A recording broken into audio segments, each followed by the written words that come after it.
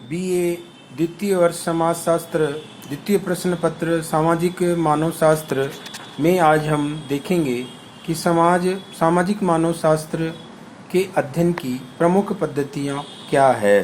सामाजिक मानव शास्त्र का उद्देश्य अन्य सभी विज्ञानों की भांति प्रयोग सिद्ध और मौलिक प्रविधियों का प्रतिपादन करना है, जिनकी सहायता से निर्भर योग्य व प्रामाणिक ज्ञान को प्राप्त किया जा सके। एतद् द्वारा सामाजिक घटनाओं की यथार्थ व्याख्या, भविष्यवाणी और नियंत्रण संभव हो सके। सामाजिक मानव शास्त्र की पद्धतियाँ क्षेत्र कार्य पर अर्थात आदिम समाज के विभिन्न पक्षों के प्रत्यक्ष अध्ययन पर आधारित है। सामाजिक मानव शास्त्री पहले अपने अध्ययन के क्षेत्र को चुनता है और फिर उस क्षेत्र में जाकर प्रत्यक्ष निरीक्षण, अवलोकन तथा सामान्य निष्कर्षों को निकालकर अध्ययन प्रारंभिक काल में से ही करता आ रहा है। इस प्रकार हमने देखा कि सामाजिक मानव शास्त्र में जो अध्ययन की प्रवृत्ति है वो आदिम समाज के अध्ययन में प्रारंभ से ही पर्यटकों और मिशनरी के द्वारा की जाती रही है।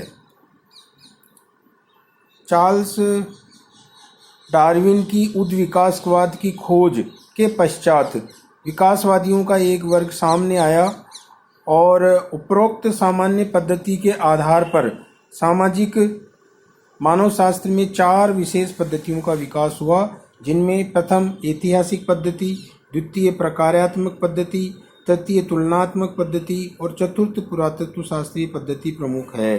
पहले नंबर पर हम देखते हैं कि ऐतिहासिक पद्धति, जिसे हिस्टोरिकल मेथड भी कहा जाता है।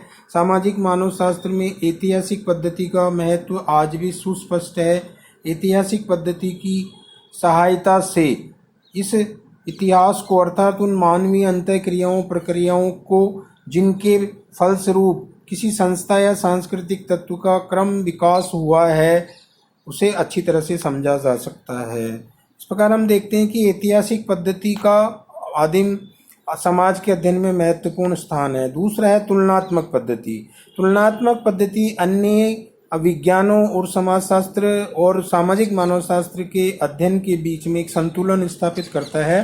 सामाजिक मानव शास्त्र में इस पद्धति का भी प्रयोग बहुधा से होता आया है, क्योंकि इस पद्धति के आधार पर समग्र मानव संस्कृतियों की सामान्य विशेषताओं का पता चल सकता है। तुलनात्मक पद्धति में कुछ मानव शास्त्री सांस्कृतिक तत्वों को ही आधार मानते हैं। तीसरा है प्रकार्यात्मक पद्धति। इस पद्धति का सर्वप्रथम अनुसरण करने वालों में मेलिनोवस्की और इवांस प्रिचार्ड का नाम प्रमुखता से लिया जा सकता है। प्रकार्यात्मक पद्धति समस्त प्रश्नों के उत्तर ढूंढने का एक उपयोगी साधन है।